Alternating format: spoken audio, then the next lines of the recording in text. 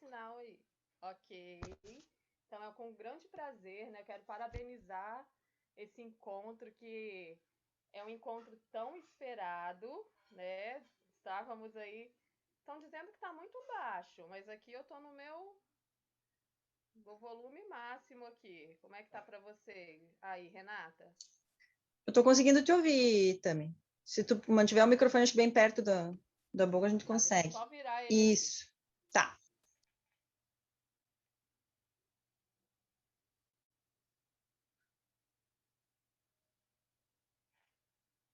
Vamos lá.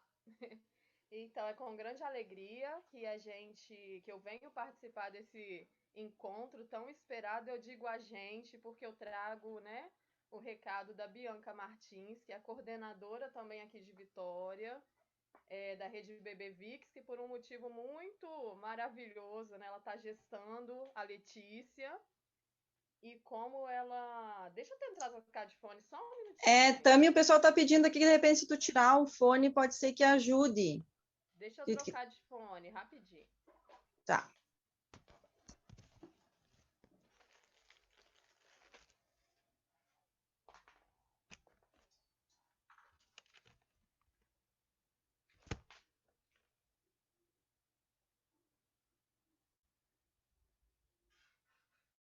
E agora, gente? Melhor? O pessoal do chat vai falando aí. Eu estou ouvindo, só o pessoal do chat podia, então, dar um retorno, ver se melhorou. Para mim, Então, melhorou. no teste estava funcionando tudo muito bem. Aí, ó, diz que não melhorou, gente. Se aumentar o som, vai ficar... Bom, vou seguindo aqui.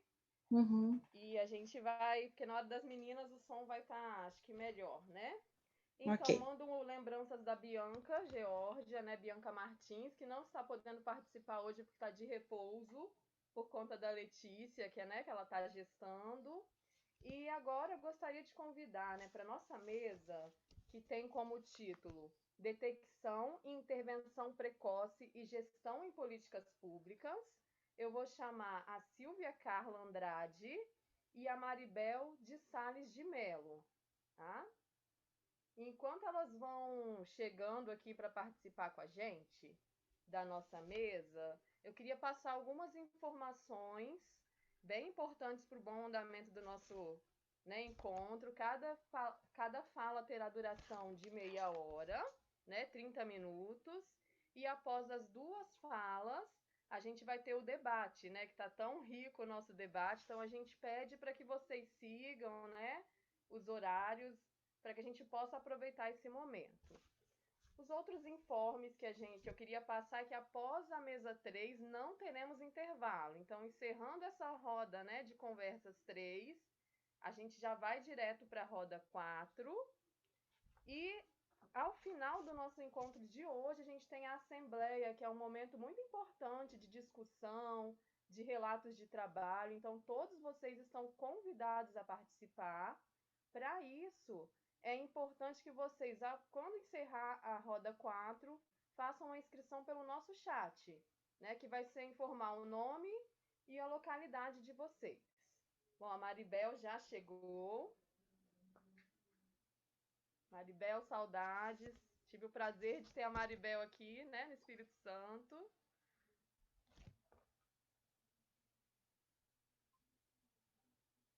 E vamos lá, também vai participar da mesa a Silvia Carla. Ela já apareceu aí, gente? Que aqui para mim só apareceu Maribel. Já, né? Então vou apresentar primeiro a Silvia Carla, que ela vai falar sobre experiências de gestão e intervenção precoce. Silvia Carla Andrade, gestora do Consórcio Público de Saúde no Paraná. Silvia, a palavra está com você.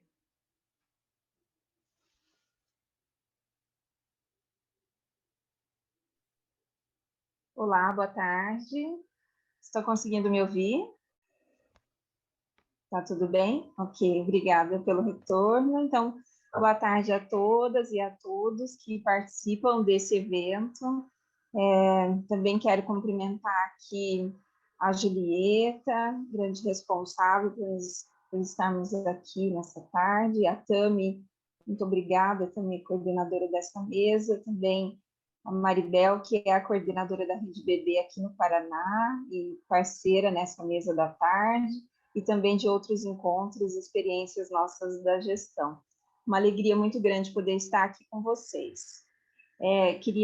Apareceu no chat que o som está baixo, eu falando assim melhor um pouquinho. Ficou melhor? Ok.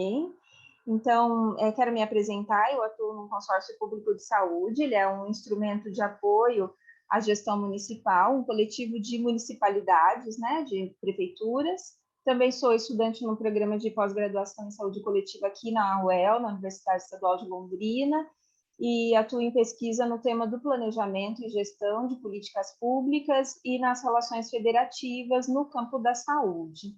Quero pedir para colocar já a minha apresentação.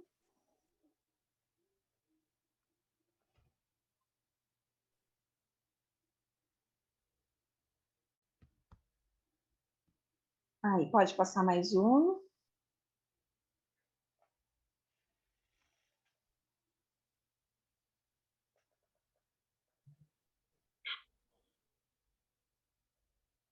Ok, pode passar. Eu não estou vendo a apresentação, vocês estão vendo? Não, né? Então vou aguardar. Ai, deu certinho, estou vendo já. Ok, aí também, né? Obrigada.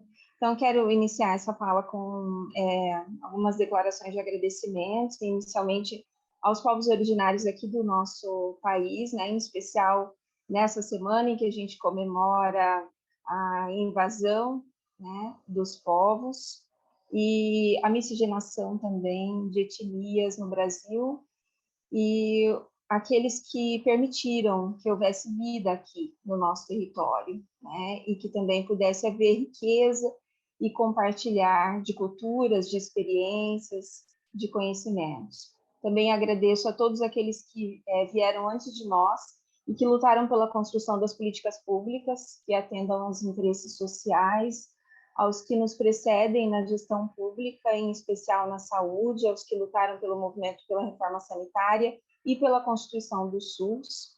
Também faço um agradecimento muito especial ao Espaço Escuta e ao seu corpo de diretores, não só a Maribel, mas a Cristina Almeida, a Marinês e a Deibe, que me permitiram, né, possibilitaram a mim conhecer a riqueza desse tema, que é o desenvolvimento infantil, inserido nas políticas públicas e na gestão de saúde. Também declaro que não apresento por esse evento nenhum conflito de interesses e também nem do resultado das experiências e da pesquisa. Pode passar mais um, então. E aí inicio aqui por esse slide com essa afirmação. A intervenção precoce na ação pública é viável e é possível. E peço licença para fazer nessa lâmina a minha fala introdutória. A ação pública é possível porque o Estado-nação que foi constituído pelas autonomias federativas nos municípios, nos estados e na União, no nosso país, respondem pelo provimento das condições para que o humano exista e sobreexista, frente aos desafios todos que nós já vimos que foram apresentados nas nossas mesas anteriores, nas nossas falas iniciais, e também nessa fala um pouco antes do almoço, com os relatos do cotidiano. E as políticas públicas, elas são formuladas por meio de agentes públicos, que representam, então, as três esferas de poder, município, Estado, União, a partir de uma repartição, né? Existem competências federativas e esse poder ele é horizontalmente constituído, né? Os municípios têm autonomia, estados têm autonomia, assim como a União, para instituir, formalizar e para concretizar todos os nossos sonhos, né? Os desejos das comunidades nos territórios a partir de políticas públicas. E esse poder constituído ele é equilibrado pela ação do executivo, do legislativo, do judiciário, né? Então, a ação pública acontece efetivamente pelo protagonismo de seus participantes, pelo protagonismo da sociedade, que é representada também aqui nesse evento, pela comunidade, né, pelas famílias atendidas, pelas instituições, pelos estudiosos, pelos profissionais e também pelos usuários. E uma grande política pública instituinte, né, que é o SUS, trouxe avanços muito significativos para o Brasil e foi conquistado por uma luta, né, forjado em meio à ocupação de espaços dialógicos, né, e o SUS é um sistema balizado pelos valores da democracia. Ele é atravessado e ele é fiado, né, pensando na tessitura que a Marla trouxe para nós, ele é fiado tendo em vista os determinantes sociais, então a realidade do nosso cotidiano, das famílias, né, das pessoas que vivem aqui, e se tornou uma construção robusta, desafiadora, mas que exige de nós, né, os seus partícipes e da sociedade em geral, um esforço conjunto muito grande para que os seus objetivos, os seus princípios se cumpram em plenitude em todo o território nacional.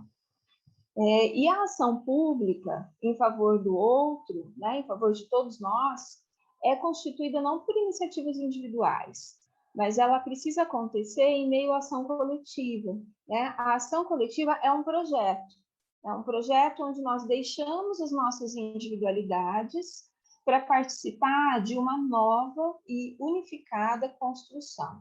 E essa construção, como já foi trazido aqui em vários momentos, inclusive nos debates do chat, essa construção coletiva da ação pública, ela precisa ser permeada pela alteridade, pela ética, pela solidariedade e também por uma identidade entre os territórios, uma identidade coletiva construída a partir das particularidades dos territórios locais e regionais.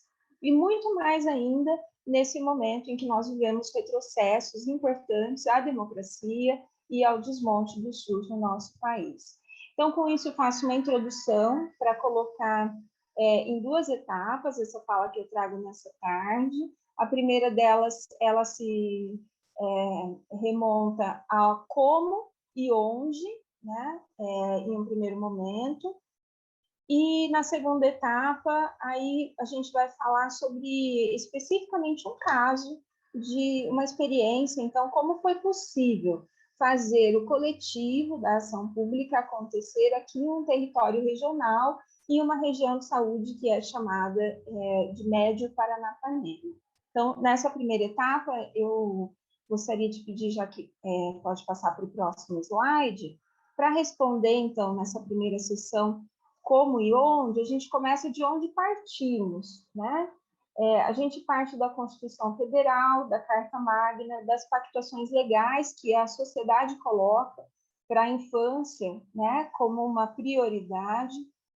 E aí, então, o Estatuto da Criança e do Adolescente, já de 30 anos, né, de um marco que traz como políticas públicas que venham a atender ao interesse superior da criança e da sua condição de sujeito, de direitos e de cidadã, e também de uma lei que traz como prioridade a aplicação de instrumentos no primeiro ano e meio de vida para detectar riscos para o desenvolvimento, né? Não para fazer diagnósticos, mas para apontar e detectar riscos para o desenvolvimento global.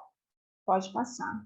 E aí, na sequência, a gente precisa compreender também que nós partimos de regulamentações, são regulamentações construídas coletivamente, né, nas esferas de poder, mas com participação social, desde a Constituição, as leis federais, estaduais, municipais, portarias ministeriais, tanto do Ministério da Educação, da Saúde e outros, né, resoluções das áreas técnicas, notas técnicas, protocolos de órgãos afins, deliberações. Então, é nesse arcabouço de regulamentações que a gente encontra amparo, mas não só, que a gente também ajuda a construir uma possibilidade de estruturação das nossas intenções para a sociedade dentro do cenário das políticas públicas. Pode passar.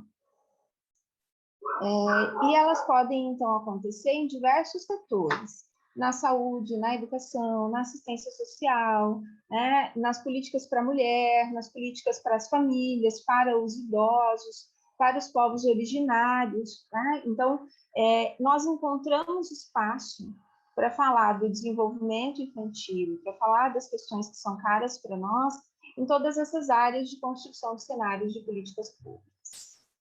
Pode passar.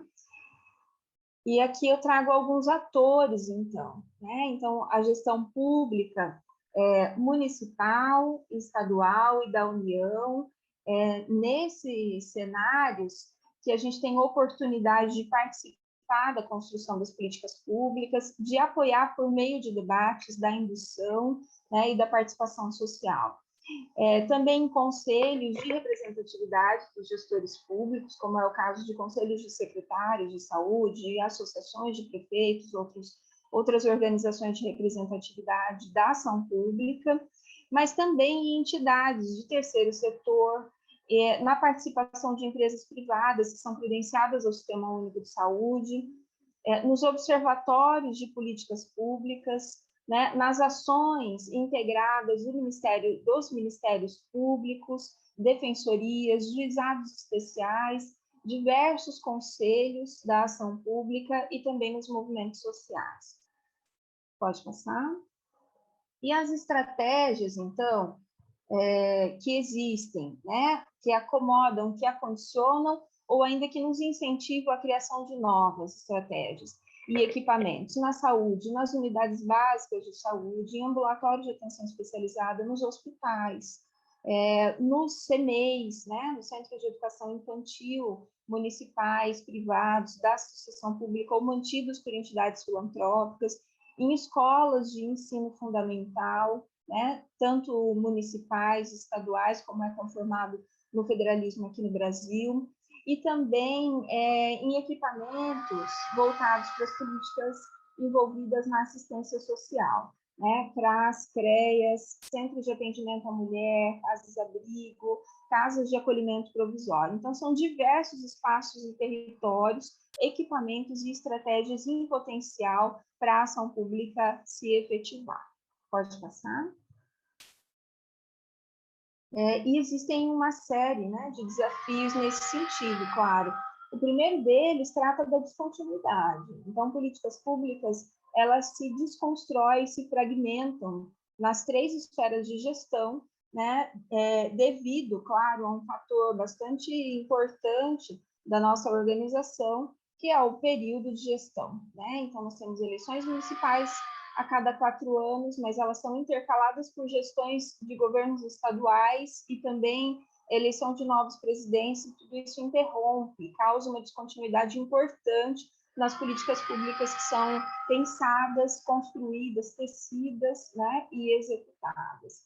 O outro desafio é uma falta de sensibilidade, né? Quando a gente viu hoje pela manhã, alguns colegas participantes falando sobre, olha, para a gente conseguir, então, um protocolo de tratamento, é preciso que se siga determinados métodos, né, ou políticas que são perspectivas de um único olhar, né? Então, falta aí uma sensibilidade para um olhar ampliado na gestão pública, para estratégias de prevenção em especial.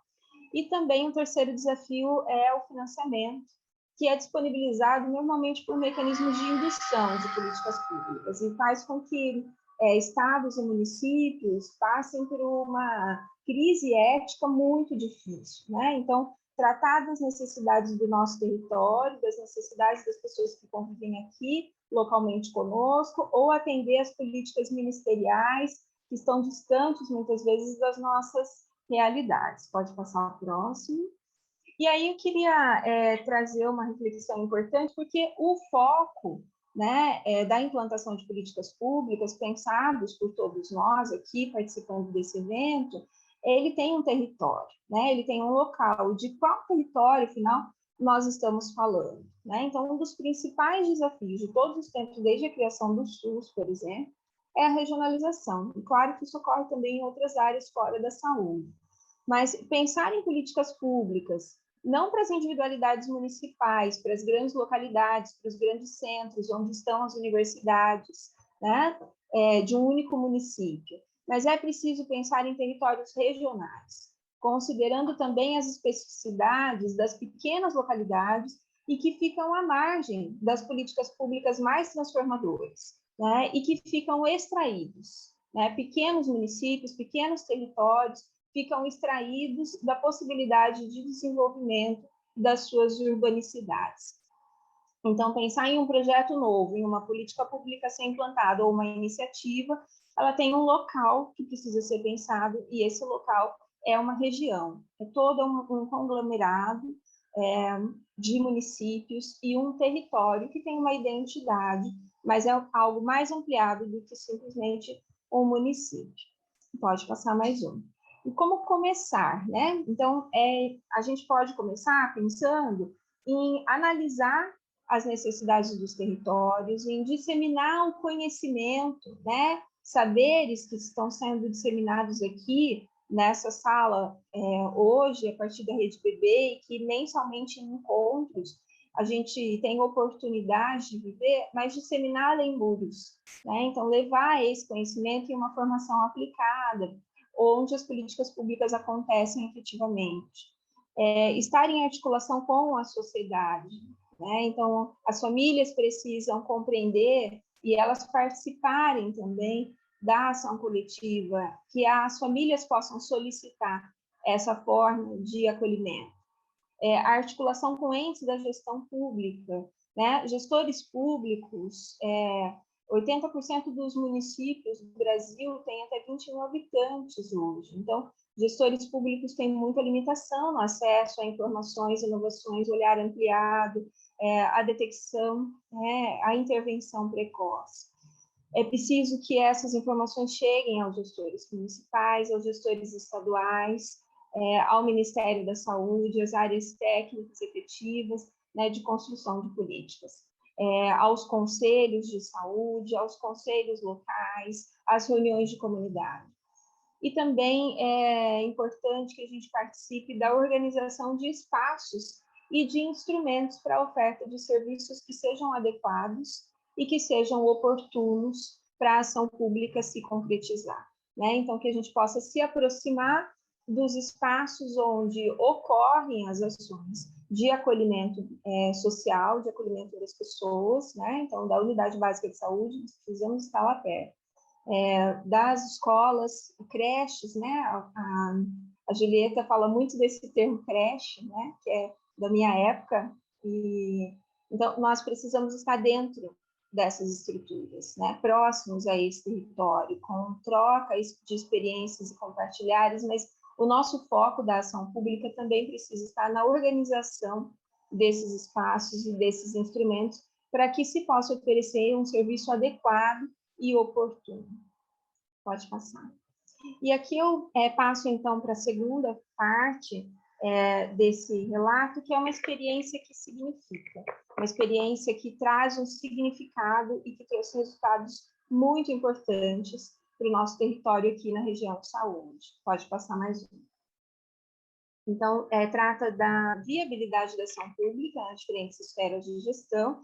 Isso aconteceu aqui com uma política pública estadual. Então, a Secretaria de Estado de Saúde do Paraná estabeleceu uma política prioritária para atender a linha de cuidado materno-infantil, e ela veio propor um convênio com consórcios públicos de saúde, que são 26 aqui no Paraná.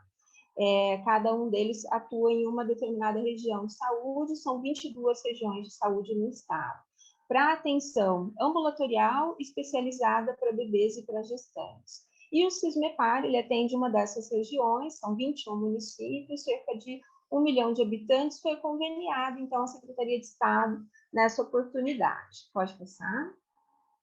E aqui nasceu, então, Pode passar um. Nasceu uma parceria. Isso, obrigada. Que foi a implantação de uma proposta, então. Para que essa proposta pudesse ser implantada pelo consórcio, ele lançou mão de um edital de chamamento público, né, que é uma estratégia de licitação para credenciar empresas interessadas na execução de um plano de trabalho que pudesse atender a esse programa estadual.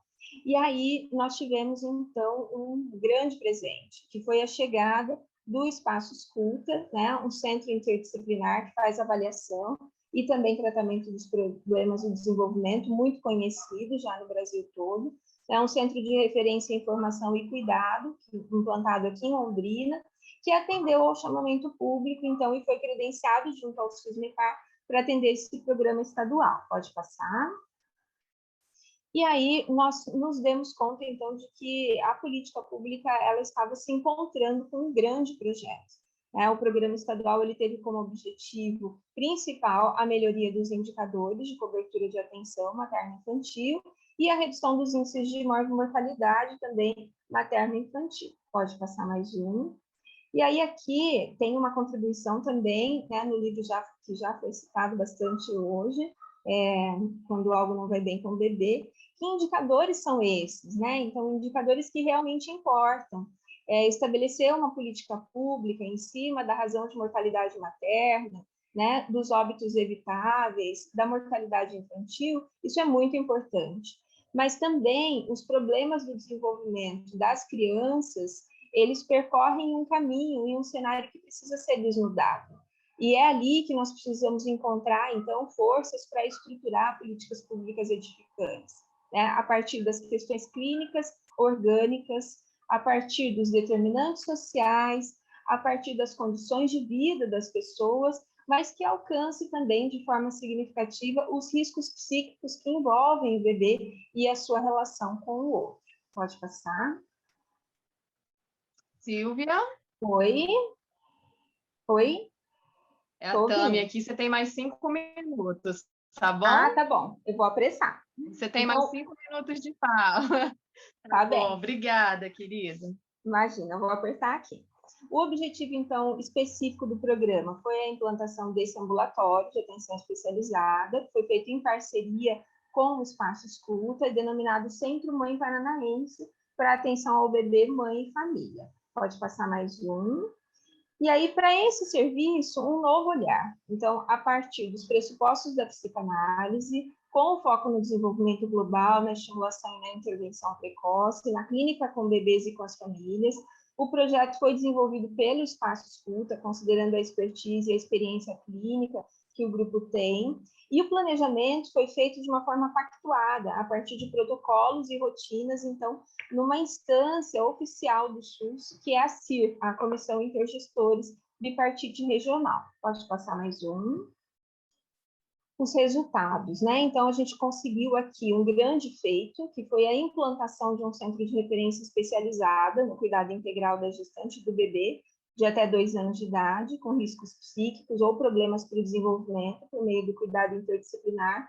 Foram, em média, 2.000 atendimentos mensais, de janeiro de 2013 até 8 de janeiro de 2018, com uma evolução progressiva dos casos atendidos, e a qualificação contínua de profissionais da equipe interdisciplinar por meio de encontros de formação regulares, com discussão de casos semanal, com supervisão clínica em cronogramas sistematizados mensal, trimestral, né, com participação externa, inclusive, e uma integração com as equipes de atenção básica por meio de cursos de formação, uma formação de 64 horas, né, com uma constituição teórico-prática para 580 profissionais da região, encontros mensais de supervisão clínica e discussão de casos para as equipes de atenção básica e vários encontros de sensibilização de 2 horas, de 6 horas ou de 8 horas para a educação infantil e também para outras áreas da saúde e assistência social, para um total de 1.500 profissionais. Pode passar. Aqui, em relação ao projeto, o enfoque, então, foi trabalhar com os indicadores de risco para o desenvolvimento da criança, os IRDs, como prevenção para a instalação de problemas no desenvolvimento, e o acolhimento desde a gestação para o atendimento à mãe, bebê e família, com acesso regulado por meio da Política Nacional de Regulação Assistencial, uma equipe interdisciplinar com todas as áreas do conhecimento e de saberes, e um cuidado com atendimento individualizado e em pequenos grupos, com estimulação precoce e intervenção clínica, para atenção, então, às psicoses, neuroses graves, autismos, né, e a prevenção à instalação desses agravos. Pode passar. Os cuidados, então, nesses atendimentos com altíssima qualidade, atendimentos individualizados, especializados de 50 minutos, sempre com a mãe, o bebê e a família, em ato, no cuidado, com duplas de profissionais especializados, com uma frequência de 2 ou 3 atendimentos semanais e um acompanhamento domiciliar, hospitalar ou escolar, com escuta individualizada ou em grupos e discussão de casos semanal, com regulação e supervisão clínica. Pode passar, já estou indo para o final. Um processo de sensibilização e de formação das equipes, que aconteceu em encontros, inicialmente um encontro grande de sensibilização, para que as pessoas pudessem entender do que se tratava esse serviço, e não era só mais um. Né? Em Londrina, para um público aqui dessa região de saúde, de 200 profissionais atuantes nas diversas áreas da saúde, e em Curitiba, em alguns anos mais tarde, então, para 3 regiões de saúde, para mais um público de profissionais também atuantes no SUS, com o objetivo de despertar o tema da detecção precoce e os riscos psíquicos. Pode passar. Um curso de formação básica de 64 horas, então com frequência quinzenal, com uma abordagem teórica e também prática no estudo de casos. E o último agora, um processo de sensibilização também para equipes de matriciamento. Então, detalhado aqui os encontros de sensibilização para a educação infantil, mas também para a saúde, para os CRAS, para os CREAS, e outros cursos de formação complementar de 16, 20 e 30 horas, para cerca de 300 profissionais atuantes em outras áreas da saúde dos municípios consorciados, com o objetivo de instrumentalizar equipes para intervenção clínica inicial já na atenção básica. Então, pode passar para o último, quero deixar aqui também os meus contatos e o meu agradecimento sincero à possibilidade de apresentar essa experiência nesse evento e poder incentivar a todos, porque é possível fazer, reafirmando, né, a intervenção precoce na ação pública. É viável, é possível, e nós somos convocados a contribuir por meio da ação coletiva no impulsionamento dos gestores públicos e também dos demais atores que apontam para as necessidades sociais e para a formulação de políticas públicas. Quero agradecer mais uma vez aqui aos colegas do Paraná, a Maribel, a Julieta, vamos juntos. Obrigada, Tânia. Obrigada, Silvia. Nós agradecemos, né, sua interlocução. Peço desculpa aos colegas pela falha técnica. Agora eu estou aqui com um computador, 2 celulares, mas a gente vai deixar esse encontro de pé, né? E eu quero convidar agora a Maribel de Sales de Mello, psicanalista do Espaço Escuta da Rede Bebê Paraná, que vai falar para a gente sobre o cuidado com quem cuida do bebê, espaços de convivência com os pais na saúde pública. Bem-vinda, Maribel. Pode compartilhar conosco sua fala. Olá, boa tarde a todos. Tá tranquilo o som? Tá baixinho? Dá para ouvir bem? Obrigada. Não tinha testado antes. Então, primeiramente, quero agradecer, né, o convite aqui para falar desse assunto muito gostoso, né, e a organização que tivemos pensando em cada detalhe. Estou muito feliz, porque está sendo possível comemorar esses 3 anos, né, de fundação da Rede Bebê com esse encontro.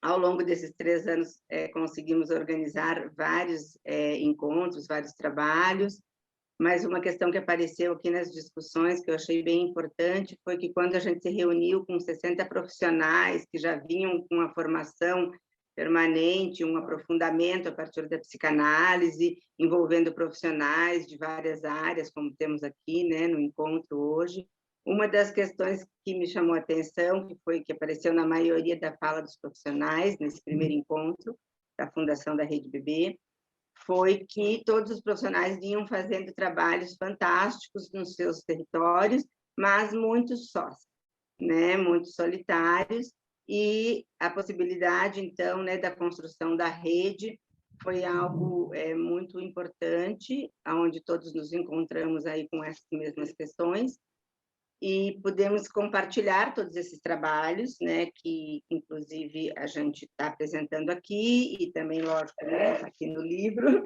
que a gente organizou, demonstrando o que a Silvia acabou de dizer, o quanto é possível, né, trabalhar com esses pressupostos da psicanálise, tanto em equipe interdisciplinar, quanto na rede de saúde, em vários serviços como a Silvia também apresentou, inclusive no CAPS, que algumas pessoas colocaram, e em outros serviços, que são tantos, né? E a gente tem tido mostras disso.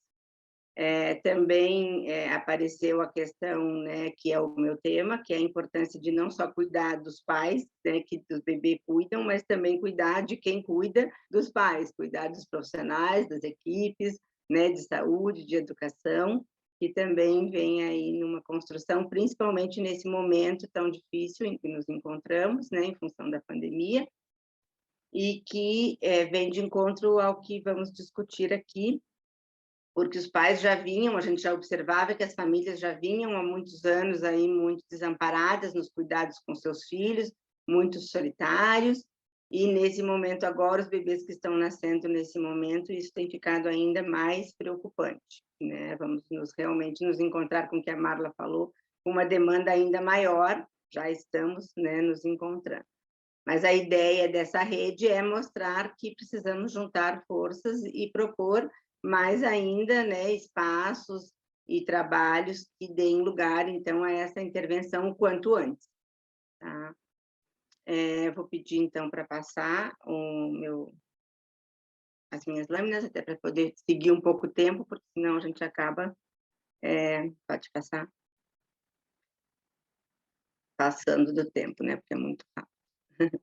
Então, é isso, cuidado com quem cuida, espaços de convivência, mas antes vou falar um pouquinho, pode pôr, fazendo favor, né, o quanto, assim, em outras épocas a gente via, né, que era muito comum as mulheres da família se reunir para poder tecer junto, né, aí as roupinhas, organizar, tanto tecer, né, como a Marla falou, da questão artesanal, de estar ali confeccionando, organizando, como junto teciam, né, algo muito valioso, que era esse saber relativo à maternidade, que os avós, né, os bisavós, os tios, todos podiam transmitir nesses cuidados. Muitas dúvidas surgiam aí nesse momento, né, como fazer essa transmissão, e eram acolhidas, né, por as pessoas que estavam acompanhando aí, né, os pais. E o quanto isso é importante, pensando justamente, né, nesse desejo, né, em relação à maternidade. Pode passar. Então, citando a Julieta, o exercício da maternidade se desdobra no encontro com o bebê. Não está dado previamente. No entanto, tal exercício depende do lugar que esse bebê ocupará para a mãe, sendo esse uma consequência da história libidinal dessa mulher, partindo das inscrições simbólicas nela produzidas desde o tempo em que ela também era um bebê. Essas inscrições se reatualizam no exercício dessa função, a partir das quais cada mulher pode construir sua versão da maternidade. Então, sem essa retaguarda real, simbólica, imaginária, que todos discutimos já aqui, né, citado por várias pessoas, a questão teórica, emerge cenas de profundo desamparo em que a mãe pode se sentir à deriva, só ou destituída de todo e qualquer saber, e, portanto, sem poder tão pouco supô-lo no bebê. Ou, por outro lado, cenas em que a mãe se agarra a significações fixas e atos rotineiros, suspendendo a condição interpretativa necessária ao exercício da função materna. E, em um outro caso, graves obstáculos se apresentam para a estruturação psíquica do bebê, em um outro caso. Porque a gente vê, né, que frente a alguma situação diferente, os pais ficam paralisados e não conseguem, né, colocar em funcionamento esse saber, tanto transmitido aí e registrado, né, aí nos seus traços minêmicos, nas suas inscrições, mas que isso pode sofrer efeitos aí, né, tanto de histórias anteriores quanto atuais. Então, no relato das mães de bebês e pequenas crianças encaminhadas para avaliação, nós percebemos a ausência de registro da própria infância, permeados de vivências de violência, de abandono, sofridas por parte dos próprios pais, sem que tenham construído ou tido a chance de construir nenhuma elaboração sobre o ocorrido em suas vidas, pois nada era dito sobre essas histórias, o que deixa um rastro de informações vagas e descontextualizadas, sem elaboração, que tendem a retornar e se repetir, atualizando-se no encontro com a geração seguinte. Então, na clínica, a gente se encontra, né, diariamente com situações que remetem a isso, né, ou não ditos, situações que não estão organizadas.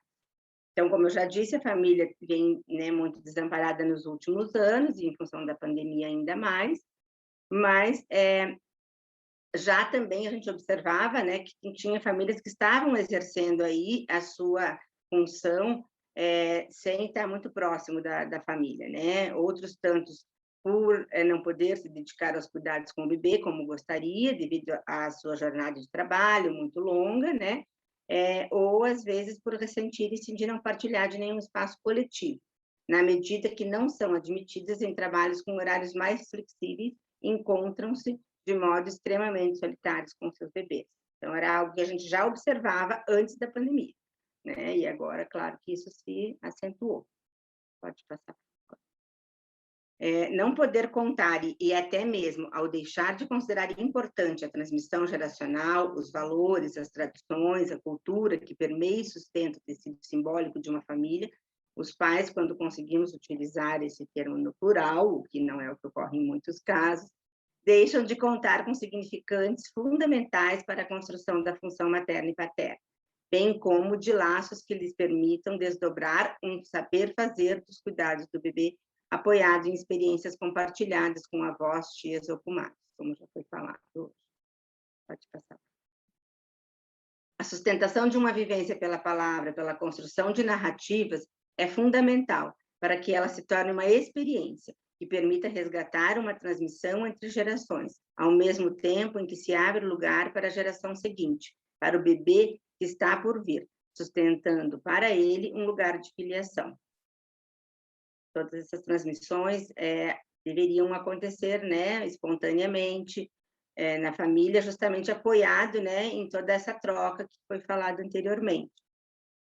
Nessa experiência que a Silvia falou, no consórcio de saúde, vinculado, né, ao espaço escuta, a demanda de encaminhamento tanto era de gestante de risco quanto de bebês, e a gente foi estruturando o ambulatório de estimulação precoce.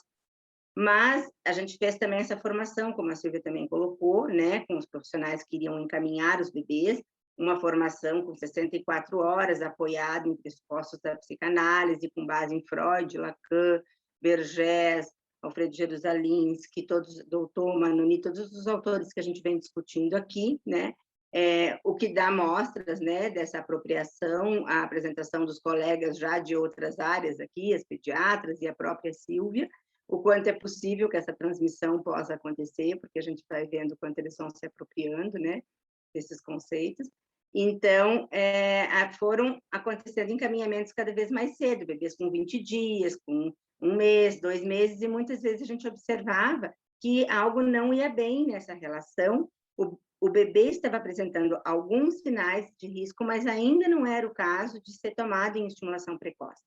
E então começaram a se formar filas muito grandes, e também a gente pensou em outras formas de avaliar.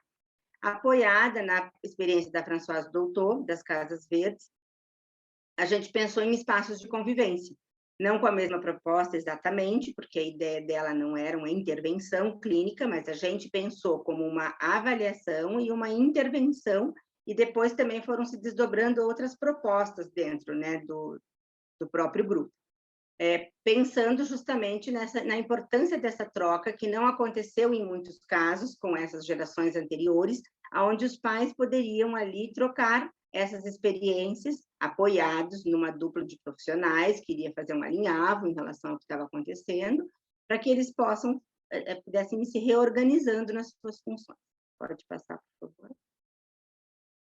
Então, essa experiência foi realizada, né, dentro desse trabalho. Aqui já foi, pode passar, por favor. Pode passar esse aí. Aí a gente fundou, então, em março de 2016, o Espaço Amarelinha. Foi pensado no início, né, uma média de 4 a 7 crianças na faixa etária de 0 a 5 anos.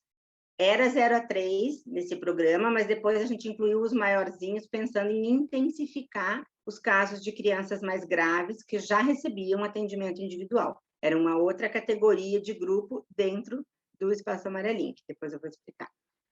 Então, a relação aí, né, desses funcionamentos aí foram pensados com profissionais que já tinham aí 15 anos de experiência, E teve uma profissional que ficou participando como observadora, com a ideia que depois ela fosse responsável por circular em todos os grupos, ocupando uma posição de coordenadora dentro, então, né, desse programa.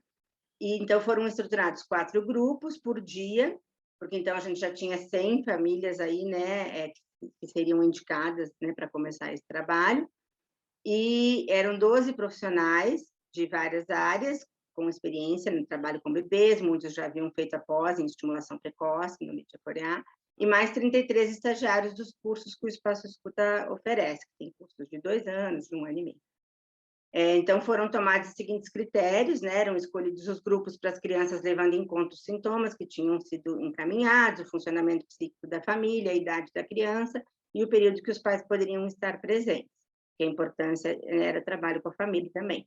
Para cada criança era feito um plano terapêutico para conduzir o acompanhamento e poder observar os seus entraves e resultados, havendo também discussões de caso, supervisão, temos várias supervisões internas e externas, né, com Julieta, para definir o direcionamento do tratamento ao longo do atendimento, além da discussão com a rede. E atendida aqui pela Mãe Paranaense. Pode passar, por favor. Aqui era a equipe, pode passar rapidinho, aqui só para apresentar. Aqui era o nosso espaço físico, que também foi um espaço que a gente adaptou, era um espaço que a gente usava para fazer algumas comemorações de aniversários que as famílias solicitavam, e a gente também fazia como intervenção, algumas oficinas com as crianças, e aí a gente estruturou com esse espaço. Pode passar. Aqui já com as famílias, com as crianças, e tinha já alguns profissionais. Pode passar. Então, a gente pensou daí um desdobramento de grupos, está acontecendo online, depois eu vou falar, já vi uma pergunta aqui. Em função da demanda, foram estruturados grupos com propostas diferentes, então, que era grupo de avaliação, grupo de pós-avaliação, grupo de pré-alta e grupo de intensificação. Esse grupo de avaliação, porque a gente via que algumas famílias e bebês tinham questões aí, né, parecidas no encaminhamento, e a gente já avaliava em grupo. Se fosse o caso de ir para atendimento individual, alguns já eram encaminhados ou para a sua cidade, nos núcleos que a gente foi estruturando, ou então entravam num grupo de Espaço Amarelinha de pós-avaliação. O grupo de pré-alta foi porque justamente como a gente estava trabalhando com muitos bebês bem pequenos e a intervenção precoce tinha um efeito muito rápido com os bebês tinham alta, as famílias tinham alta, mas os pais ainda precisavam de uma sustentação para que pudesse se manter bem o que tinha sido estruturado com o bebê. E aí a gente montou esse grupo de pré-alta, porque aí saía do atendimento individual e ia para esse grupo. E o de intensificação era para os grupos que já eram atendidos individual e a gente intensificava. Pode passar, por favor. Aí, agora pode passar mais rápido, que são só as fotos para ilustrar. Aí pode passando, eu só vou ir falando aqui de avaliação, as crianças, os profissionais, a gente já ia armando alguns espaços para avaliar o brincar, avaliar aqui os bebês de colo. Aí o de pós-avaliação, aqui já eram bebês que tinham sido avaliados e foram incluídos no grupo. E aí aqui, já né, com as mães, tinha momentos, aí a dinâmica do grupo foi sendo muito interessante. Pode parar só um pouquinho. Aqui é um grupo onde tem vários pais também, e então, assim, a dinâmica, eram 2 horas cada grupo, mas parecia 4, porque acontecem muitas coisas no grupo, né? Então, assim, tanto os pais ficam cada um com seus filhos no começo, como depois as crianças vão se dirigindo aos outros adultos, o que vai permitindo essa separação em presença, que também permitiu a entrada na escola com mais tranquilidade, entre outras coisas, né? A participação dos pais, o brincar com prazer compartilhado, e tinha momentos onde os pais nos procuravam individualmente para falar de algumas questões, e tinha momentos onde os pais se reúnem, né? Para discutir questões, e a gente se aproxima e vai fazendo um alinhavo entre as questões que vão aparecendo. Então, é uma dinâmica que vai acontecendo, né? Claro que com todo um olhar clínico, uma direção, né? Para poder ir aproveitando todo esse detalhe que essa clínica implica, né? Para que a gente possa ir aprofundando aí, né? As intervenções necessárias. Pode passar, por favor. Aqui também deu grupo de bebês, aqui de pré-alta, que eram crianças maiorzinhas já, que tinham vindo com encaminhamento com risco de autismo, uma com síndrome de West, outra prematura extrema. E aqui os de intensificação, pode passar. Intensificação, que daí era as crianças que já vieram com indicadores de risco de autismo, de psicose, e que já estavam evoluindo melhor, mas que ainda precisavam intensificar. Tinha 2 atendimentos por semana, mas que também isso favorecia troca, porque eles já estavam começando a se interessar pelo semelhante, e a gente ia começando a armar algumas trocas importantes.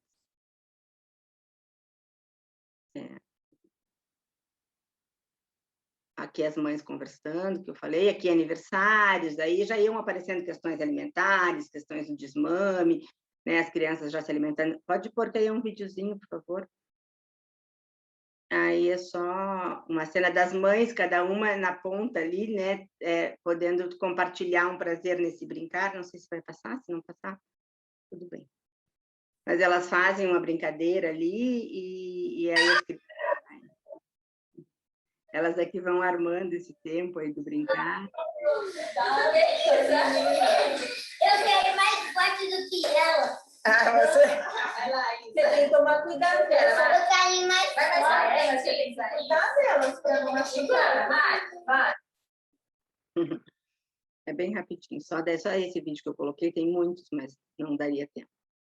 Pode passar, por favor. Então, o Espaço Amarelinha cumpriu, assim, 3 diferentes funções. Propiciar um coletivo para os bebês e suas famílias que já estavam em tratamento, oferecer uma via de entrada para bebês e familiares para que não ficassem em lista de espera, deixando passar um tempo precioso para a intervenção, e ser um espaço de avaliação interventiva, porque não já ficava às vezes, aguardando aí um atendimento, mas já tinha uma intervenção na medida em que nele se avaliava a relação entre a criança, seus cuidadores, o brincar, a socialização, a linguagem, o desenvolvimento motor e psicomotor, norteado pelos indicadores de risco do desenvolvimento apoiado no ISO. Pode passar. Ao mesmo tempo em que isso acontecia, era oferecido um marco estruturante ao bebê, considerando não apenas as aquisições do desenvolvimento, linguagem, psicomotricidade, aprendizagem e constituição psíquica, mas também a sustentação da função materna e paterna. Por isso, é imprescindível um trabalho junto à família, né, resgatando o que é significante, desde a palavra, gestos, costumes ou brincadeiras, na história de cada um, levando em conta as semelhanças e diferenças que cada família tem, o seu modelo cultural e a maneira de transmitir isso para a criança, além de também produzir trocas e intervenções coletivas. No Espaço Amarelinha, observam-se essas questões, reconhecendo a importância de valorizar o saber de cada um, sustentando e acolhendo as famílias na reorganização do seu saber diante das suas possibilidades psíquicas e sociais. Então, os resultados, no período de 1 ano, que foi quando a gente ainda estava vinculado ao Mãe Paranaense, 2016, 17, foram atendidos 520 bebês, crianças e famílias, chegando a funcionar 25 grupos ao mesmo tempo, alguns quinzenais e outros semanais, com uma média de 150 pacientes mês. No início de 2020, o Espaço Amarelinha contava com 7 grupos, porque a gente já tinha saído desse convênio, continuamos com outro convênio que a gente tem com a saúde, que a gente atende 90 crianças, mas a gente manteve 7 grupos, porque daí a gente não tinha uma verba específica para isso, é um projeto que a gente está fazendo para poder conseguir agora uma verba de novo para o Espaço Amarelinha, mas a gente continuou com 7 grupos, com 36 crianças e seus pais. Esses grupos têm contato com a mesma modalidade, cada grupo ainda apresenta sua particularidade quanto ao direcionamento e o reposicionamento da criança e a família, e nesse período que os atendimentos têm sido realizados online, nós conseguimos manter 5 grupos. Um grupo, as crianças tiveram alta mesmo durante a pandemia. Pode passar. Aqui só para situar os grupos acontecendo online, os pais estão ali junto, aqui não aparece todo mundo, e os aniversários continuam sendo comemorados online, nos grupos, aqui eram 2 crianças que tinham feito no cantinho, pode passar.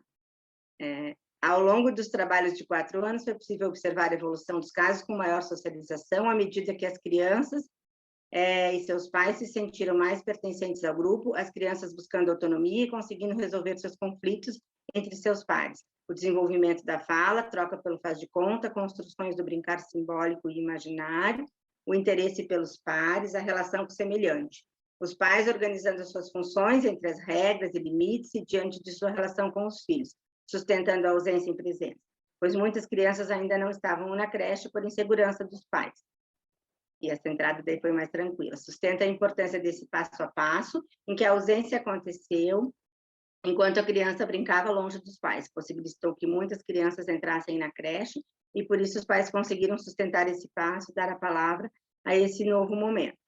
Só para falar, de respeitar esse tempo interno, permitiu que a separação fosse vivida aí, né, mais tranquilamente, dando autonomia. Pode passar.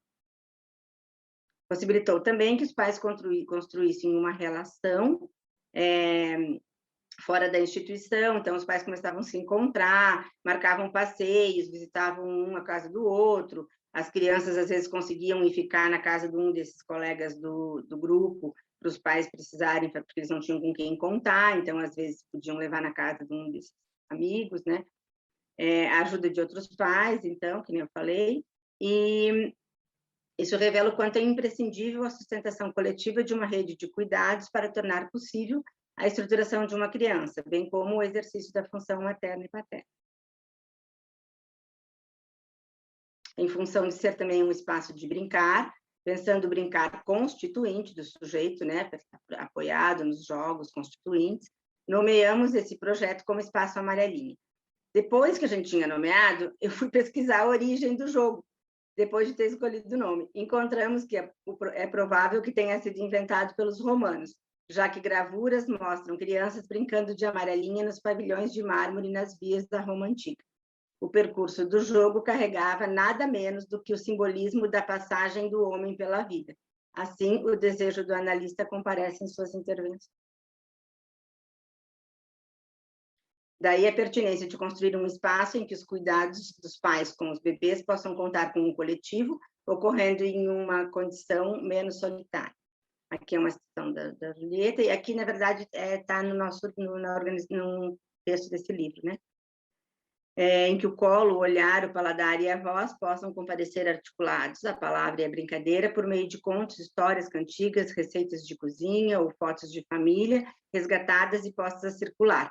Agora mesmo, nos atendimentos online, no grupo, tem sido muito interessante, a gente tem feito muitas atividades de culinária em casa, nos grupos, e com isso, com a questão da escola, então aí os pais começam as crianças escrevem as receitas, ou começam a se interessar por ler, eles começam a registrar a quantidade, né, dos ingredientes, então tudo isso tem sido trabalhado também no grupo. Assim, o Espaço Amarelinha surgiu como um espaço de convivência, objetivando uma troca entre as famílias, onde pudesse retomar juntos suas histórias, reconstruindo costumes, valores e ideais familiares, podendo armar projetos e planos para os seus filhos, revisitando com isso vivências da infância de cada um, relançadas agora em um espaço de acolhimento entre pares, coordenado por profissionais que sustentam os jogos constituintes do sujeito, constituindo-se como fio condutor de um laço pais-bebê e desde um coletivo, um lugar de prazer compartilhado, bem como para as interdições necessárias à participação de um coletivo, possibilitando uma reorganização das funções. Esse material, parte dele também está num artigo que fala dos espaços de convivência aqui, que foi escrito por mim, pela Catiúcia Schmidt e também pela Julieta.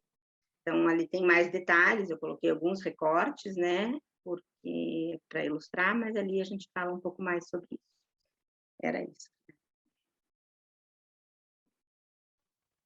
Maribel, é sempre uma honra ouvir, né? Eu já tive o prazer de ouvir pessoalmente a Maribel falar do Espaço Amarelinha e é encantador. Tá? Então, muito obrigada também por compartilhar conosco essa experiência de muito trabalho, muita prática, e a Maribel falou, né, no discurso dela, mas ela conseguiu manter esse trabalho também durante a pandemia aí nos processos online. A gente sabe que não é a mesma coisa, né? Mas eu acredito que essa roda, né, esse debate aqui, essa conversa, diálogo que vocês tiveram aqui agora, me retomou muito a primeira mesa, onde a gente discutiu, né, o que é melhor, ver a política, ver a ciência, ver o sujeito, tudo anda junto, né? Então é muito interessante que a gente dialogue para que trabalhos como esse possam ser construídos. E mais um comentário que eu gostaria de acrescentar tanto para a Maribel quanto para a Silvia, que sempre que eu ouço falar do Espaço Amarelinha,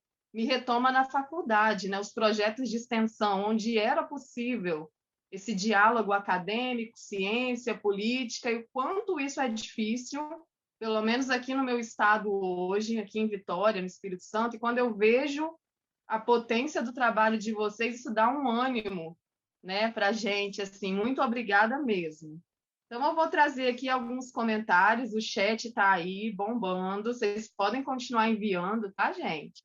Tem muitos elogios ao trabalho, né? Vou começar aqui pelo da Silvia. A Cecília Tomizuka, né, falou que é maravilhoso. Erenice Coimbra Alves parabenizou pelo empenho no Estado aí para, né, pelo seu trabalho desenvolvido. A Marla já quer te levar lá para o Cerrado, viu, Silvia? Acabando a pandemia, você viaja lá para o Cerrado, que a Marla conta com você lá. A Marta também parabenizou a Silvia, toda a equipe. A Renata Neres também agradecendo pelas contribuições. E tem uma questão aqui, Silvia, da Marta Cerqueira, que você já até falou no chat aí, mas acho que se você puder falar agora sobre como anda esse consórcio. Ele ainda está atuante, ele ainda existe, se você puder falar, né? Para quem não acompanhou aí durante a apresentação, ficar por dentro de como que anda esse consórcio. Joia. Obrigada, Tami, obrigada também pela pergunta. O consórcio, ele tem uma série de objetivos, né? São 11 programas distintos, atua na urgência e emergência, atua no transporte sanitário, atua por meio de um ambulatório de atenção especializada. Então, são vários programas que vão caminhando de forma concorrente. A experiência que nós trouxemos hoje é uma experiência que estava colocada dentro do objetivo de atenção especializada do consórcio. Então, o consórcio continua atuando. Com a parceria que nós conseguimos com o Espaço Escuta, foi possível implantar esse ambulatório de atenção especializada para detecção precoce e também para intervenção clínica precoce dos bebês e das gestantes. E o projeto inicial, com essa organização toda que a gente mostrou, com atividades educativas e também com a atenção ambulatorial, ele se seguiu por 5 anos. Então, foram 5 anos de contrato entre o Cismepar e o Espaço Escuta. Mas depois o contrato acabou e a gente não conseguiu fazer um contrato novo. Então, o legado que nós recebemos do Espaço Escuta, ele permanece, ele continua lá. A gente ainda tem um ambulatório, né? O que nós não temos mais é a expertise do Espaço Escuta, que nos faz muita falta. Né, as ações educativas, a integração com a atenção básica da mesma forma, porque se trata de um serviço que faz formação profissional há 20 anos aqui em Londrina, né? Então, é claro que é algo assim muito difícil de substituir. Mas a política pública, ela é atravessada, né, por essas descontinuidades. Isso eu trouxe na apresentação e é uma grande dificuldade. E a gente tem idas e vindas, né? Então, não impede, claro, que a gente consiga ir elaborando outros projetos novos que possam dar a mesma configuração. O que a gente tem de modelo hoje, tanto no consórcio, claro que o serviço ainda continua, mas aqui para a nossa região, é que o Espaço Escuta, ele desenvolveu, né, uma expertise de trabalho para o SUS, que é anterior ao consórcio. Então, eles começaram lá em 2004, 2006, se eu não me engano. E até hoje, independente dessa experiência que a gente trouxe aqui, que eu apresentei, o Espaço Escuta segue com inovações, né? O Espaço Amarelinha mesmo é uma dessas inovações que nasceu na época dessa experiência e segue até hoje. Então, o Espaço Escuta tem uma série de ofertas vinculadas ao SUS. E isso mostra que a política pública é viável e é efetiva e que pode ser realizada.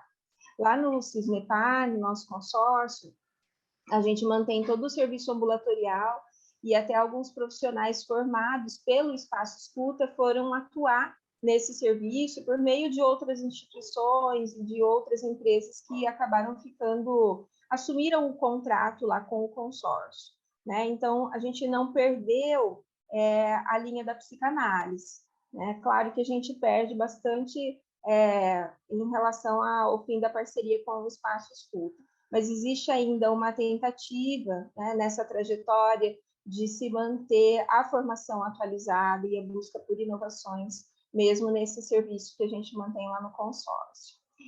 Eu vi também aqui no chat o convite da Marla, né? A gente viu com a Marla em outras experiências, fui apresentada pela própria Maribel, foi fantástico poder conhecer também um pouco da visão da pediatria, né? Se abrindo para o novo, assim como aconteceu comigo.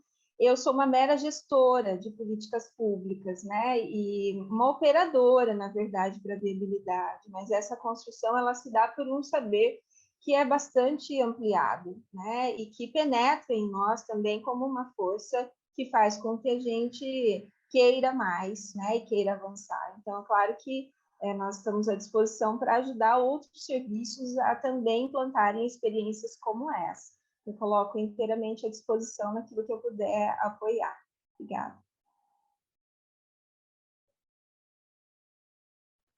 Obrigada, Silvia. Tem um outro comentário da Hannelore Heber, falando que o seu conhecimento e contribuição iluminam um caminho importante para os que se preocupam e trabalham com a primeira infância, né? Então, é muito importante ter um trabalho, né, reconhecido, e achei muito legal dessa fala, de você falar assim, apesar de que houve, né, essa separação, vocês continuam, cada um ali no seu caminho, construindo, se reinventando, né? Então, essa é a importância de um trabalho, né, em equipe, em rede. Tá? Maribel, temos elogios para você também aqui.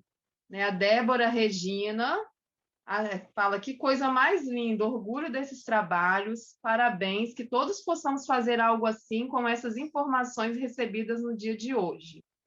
Magdaliano é outra fã do Espaço Amarelinha, né? Do Espaço Escuta e Amarelinha desde 2019, me enche de esperança.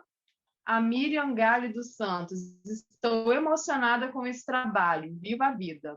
Gorete, Miranda, Espaço Escuta é pura inspiração. A Raquel Alencar, né, Barreira Rolim, que lindeza, Maribel, bela trajetória, o Espaço Amarelinha. Temos uma questão aqui da Dani Laura Peruzolo, Silvia e Maribel, para vocês duas, hein? Poderiam nos relatar como vocês contactam com os pais sobre a importância dessa assistência sem patologizar? Como que vocês lidam, né? Como que vocês apresentam o risco que a criança sofre sem dar um nome? Pois é comum os pais buscarem um nome para os sintomas. Como é a prática de vocês? Então, justamente por essa questão, né, do IRD ser um roteiro, principalmente nesse caso, que a gente estava trabalhando com os bebês, e o IRD justamente aponta para sinais de saúde, a gente vai trabalhando com as famílias, né, que a gente está avaliando o desenvolvimento da criança, e que tem algumas questões que poderiam já estar acontecendo, mas que não estão, e que a gente precisa, é possível fazer uma intervenção precoce, e que tem várias possibilidades. Aí, claro, para cada caso, né, a gente vê que tem caso que pode ser no Espaço Amarelinha, como eu falei, daí mais trabalhando essa questão da relação, a gente vê o quanto para os pais essa rotina às vezes não está estruturada, ela não está conseguindo ler as produções do bebê, e como é tudo muito inconsciente, a gente vai precisar que isso se dê ali, né, nessa troca com o outro.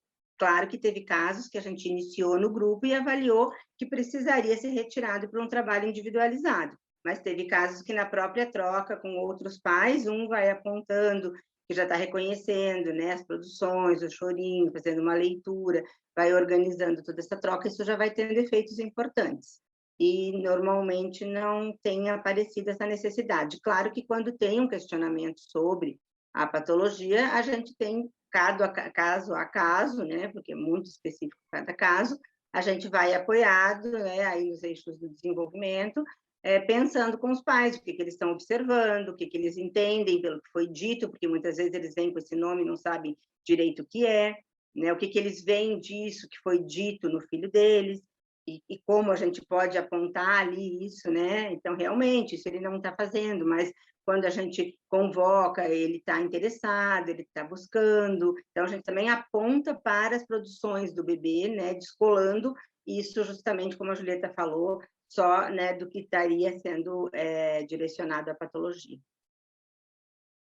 Eu também vou aproveitar aqui a pergunta da Dani Laura, porque não é o meu foco esse contato com os pais, mas essas questões surgem também dos gestores públicos, né? Então, outro dia mesmo, eu recebi um vereador aqui da cidade que ele queria montar um centro para trabalhar com o ABA, né? E o quanto é difícil a gente tentar fazer um esclarecimento, aplicar um novo olhar, isso não é fácil. Então, na parceria no início do trabalho, eu e a Maribel, a gente também teve muitas dificuldades nesse sentido para sensibilizar não só os gestores públicos, né, mas também profissionais de saúde, de que era possível, sim, um novo olhar, um olhar mais ampliado.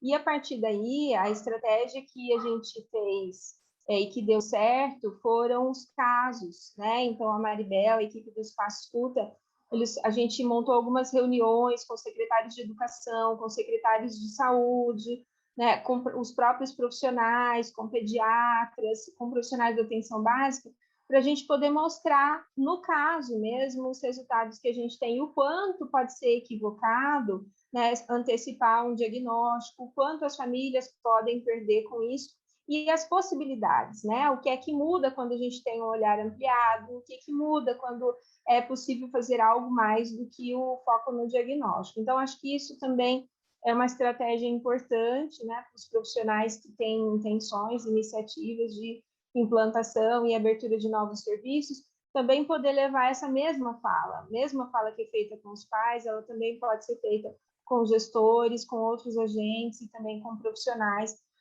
a partir dos casos, né, das situações do cotidiano mesmo, da prática do cuidado.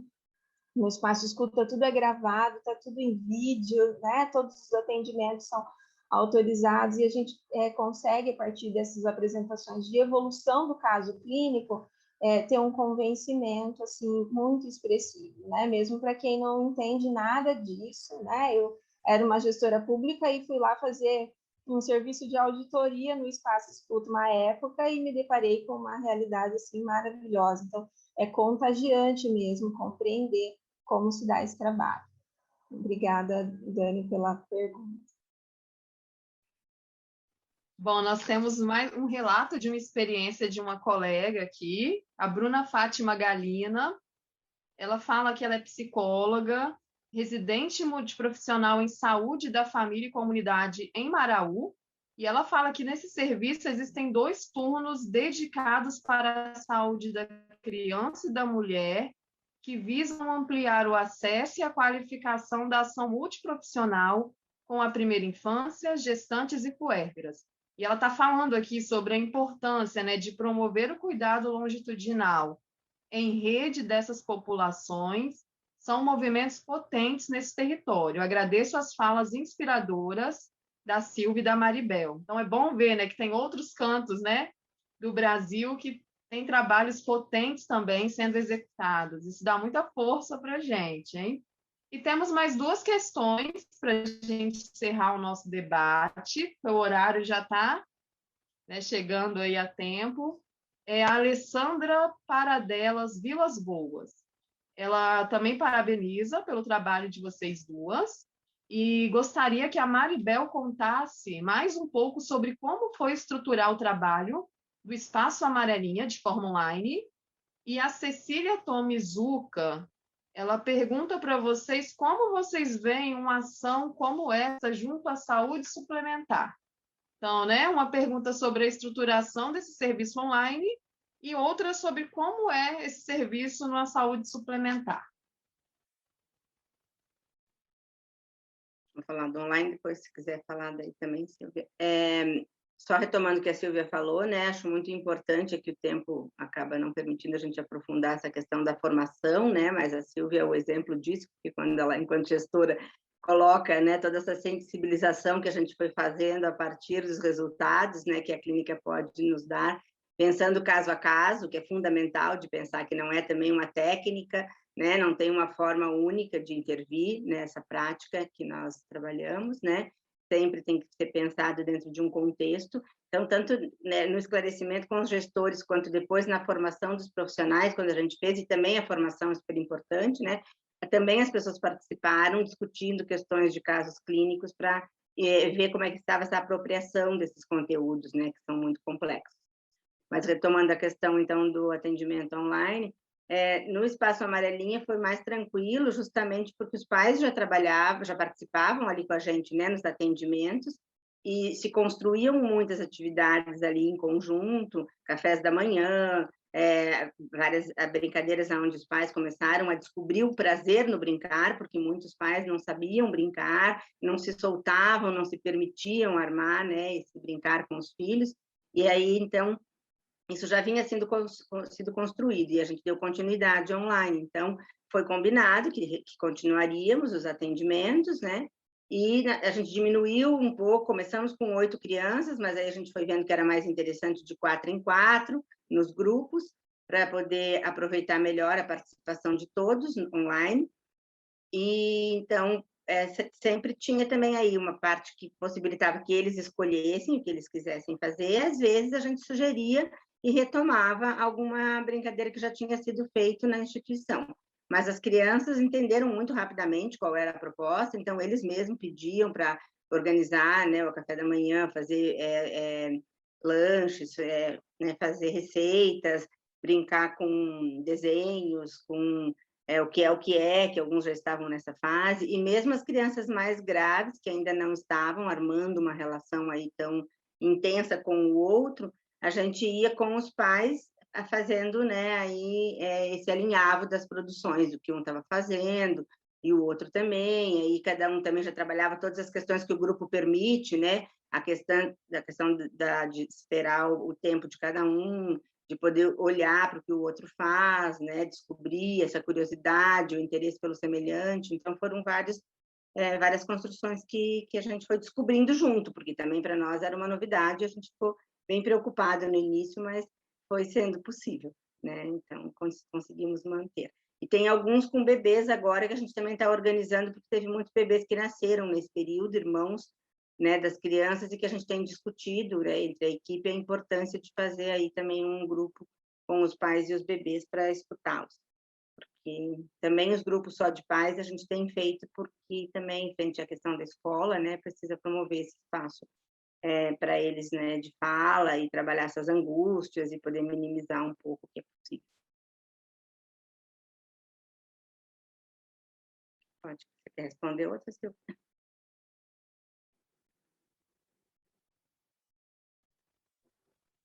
Silvia vai falar sobre saúde suplementar? É que ela não estava conseguindo desbloquear, a gente está fechado o microfone.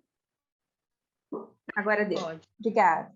Bom, na saúde suplementar, na verdade, a gente tem uma limitação ainda maior, né? Porque, embora esse serviço interdisciplinar ele não seja um serviço oneroso para a saúde pública, né? A gente trabalha, assim, com referenciais de recurso financeiro muito achatados, né? Por exemplo, a gente tinha 2.000 atendimentos por mês, o custo da unidade era de cerca de R$120 mil, né, mensais. Então, para o serviço público, com um número e uma qualidade de atendimento, né, que não é só uma consultação, é um acompanhamento mesmo, interdisciplinar com resultados, né, com uma série de intervenções diferenciadas, isso é um valor achatado, é um financiamento estreito. Na saúde suplementar, a gente entra no embate com outro fator, né, que é a questão do capital. Então, aqui em Londrina, por exemplo, a gente tem a Unimed, que implantou um serviço de atenção multiprofissional, mas eles não têm essa visão da interdisciplinaridade. E isso faz com que o próprio serviço ele perca muito em qualidade, né? Então, porque o gestor na saúde suplementar, ele calcula os custos de uma forma muito diferenciada do que no público, né? No público, então, o custo de uma unidade como essa é calculado em razão do benefício. Então, a gente tem um equilíbrio, né? Por conta até mesmo dos princípios do SUS, da necessidade de se fazer prevenção. Na saúde suplementar, o enfoque é muito curativo, então, não é fácil fazer o convencimento dos gestores, por exemplo, de planos de saúde ou de cooperativas, de fazer a implantação de um serviço como esse. Agora, no privado, a gente tem uma série de possibilidades, né? O que o Espaço Escuta faz é uma engenharia, assim, estruturante, na verdade, de um serviço que se viabiliza do ponto de vista orçamentário também, né? Então, com pouco recurso financeiro, com algum investimento do público, né? Com outras contribuições, né? O Espaço Cultural Mocipe.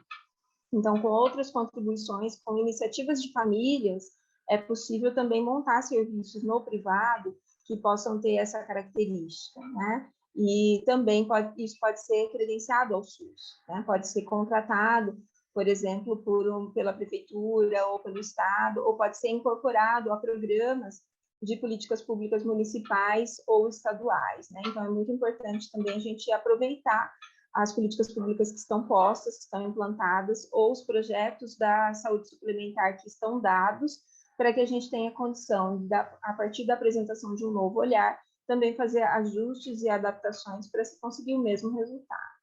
Não sei se eu consegui responder essa pergunta, é um pouco mais complexa do que as outras.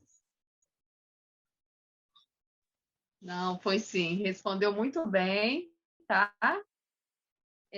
Agora a gente vai encerrar esse debate, né? A roda 3.